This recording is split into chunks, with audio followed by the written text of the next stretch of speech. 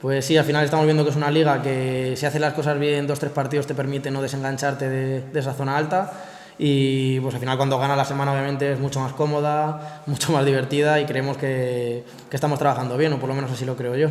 Sí, al final somos conscientes de que fuera nos estaba costando más y que era algo que había que trabajar. Entonces creemos que tenemos que seguir trabajando, haciendo hincapié en ello y para que esa racha que tenemos en casa, que sabemos que en casa somos un equipo fuerte, intentar también llevarla cuando salimos fuera.